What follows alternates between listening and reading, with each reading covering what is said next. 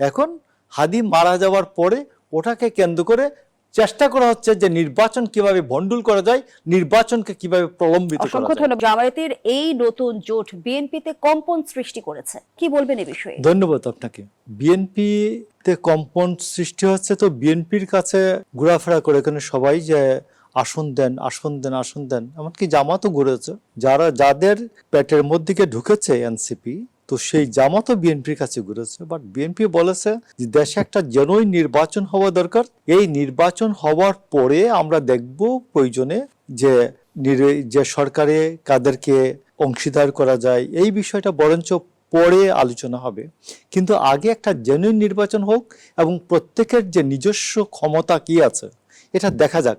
তো সেই ক্ষেত্রে আমি আপনাকে বলছি যে বিএনপি কোথাওই, ইভেন এনসিপি যখন আসছে, এনসিপি সাথেও আলোচনায় বিএনপি বলে নাই যে কোনো আসনে তুমি আমাকে সমর্থন দিও। বিএনপি বরঞ্চ যেটা অফার করেছে, বলছে ওটাতে আমি তোমাকে সমর্থন দিচ্ছি, বাট এই সমর্থনের কারণে অন্য কোনো আসনে আমাকে সমর্থন দিতে হবে, এরকম কোনো শর্ত কাউকেই দেয় নাই বিএনপি।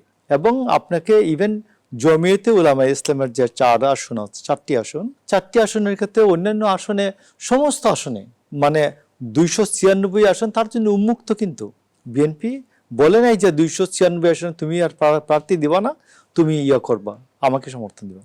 তো বিএনপি চায় যে প্রত্যেকে নিজের পায়ে দাঁড়িয়ে নির্বাচনটা করেন। এটা ছিল বিএনপির স্পিরিট প্রথম থেকে। তো এখন আমার কথাটা হচ্ছে যে গণ অভ্যুত্থানের শক্তি পাশে থাকলে ভোট পেতে সুবিধা হয়। তো গণ অভ্যুত্থানের শক্তি নিজেই তো একটা ইলেকশন করতে পারে, তার মার্কা রয়েছে, তার রেজিস্ট্রেশন রয়েছে, সে নিজে ইলেকশন করবে না কেন, সে যদি ভোটের মালিক হয়। নাম্বার 2 আসেন, আমি আপনাকে বলি, হাদি জুলাইয়ের পক্ষে বলেছে।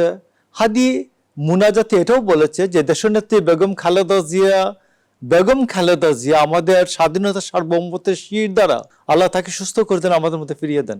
হাদি এটাও বলেছে যে বিএনপিকে ডুবিয়ে দিতে চেষ্টা করবেন না, বিএনপি ডুবলে সে একা ডুববে না, বিএনপি সবাইকে নিয়ে, দেশকে নিয়ে ডুববে। তো হাদি, আমরা আছি লাখো ভাই, হাদি তোমায় ভুলি নাই। তো 10 ভাই থাকলেই তো হাদির পাশে, হাদিকে আর 2 জন আততায়ী মেরে যেতে পারে না, 10 জন তো ছিল না। এখন হাদি মারা যাওয়ার পরে ওটাকে কেন্দ্র করে চেষ্টা করা হচ্ছে যে নির্বাচন কিভাবে ভণ্ডুল করা যায়, নির্বাচনকে কিভাবে প্রলম্বিত করা যায়।